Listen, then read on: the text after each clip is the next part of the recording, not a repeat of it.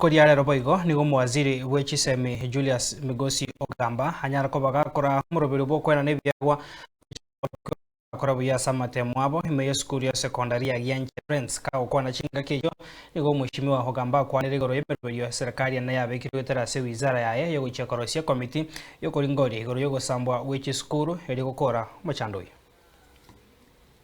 Those we are awarding today, I want to congratulate you for a job well done. And because you've done well, you have shown a good example to those who are behind you. Because education is an equalizer. Each one of you must work very hard to do well in school. Number two, education is not just academic, it is also discipline. In fact, 95% of your success must come from discipline. So I want to encourage you to continue being disciplined and to continue being focused.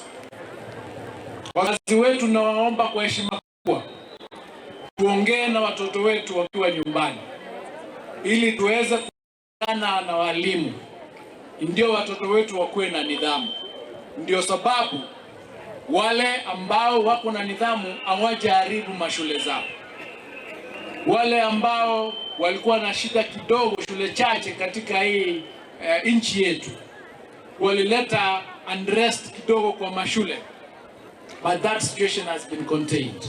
The government inatengeneza kitu inaitwa multi-stakeholder team ambao itajumuisha walimu, itajumuisha wanafunzi, itajumuisha wazazi, itajumuisha watu wa serikali, itajumuisha watu wa unions, itajumuisha wale watu wanaitwa sponsors kama hawa Quakers ambao wanasupport shule, ili wote tuketi kwa tuongee, tujue shida ya watoto wetu ni gani, na ndio tuweze kupata suluhisho ya kudumu, ndio tusikue na shida hii tuko nayo katika mashule ambao zinachomwa mpaka kwa shule nyingine.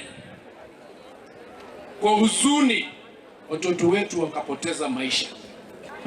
Ministry of Education itapeana shilingi milioni 8 na kutengeneza classroom 8 ili watoto wetu wawe na mahali ya kusoma. Iko watoto ambao wanatoka mbali.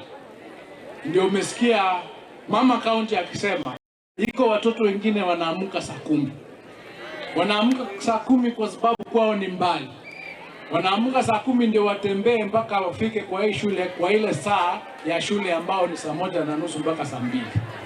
Kwa sababu ya hiyo tutapeana milioni 10 ya kutengeneza dormitory so that wale watoto wanatoka mbali wawe ni boarders, so that they don't have to wake up. Na ni jukumu yetu kama serikali ya kuensure kwamba dreams za wanafunzi wetu isipotee, kwa sababu bila masomo wengi wetu hapa hatungekuwa tunaonekana. Masomo ndio ilisaidia sisi kuonekana katika hii, na tunataka wapate hiyo chance ya kusoma, wakuje kwa president, wakuje kwa anything that somebody wants to be, it can be done.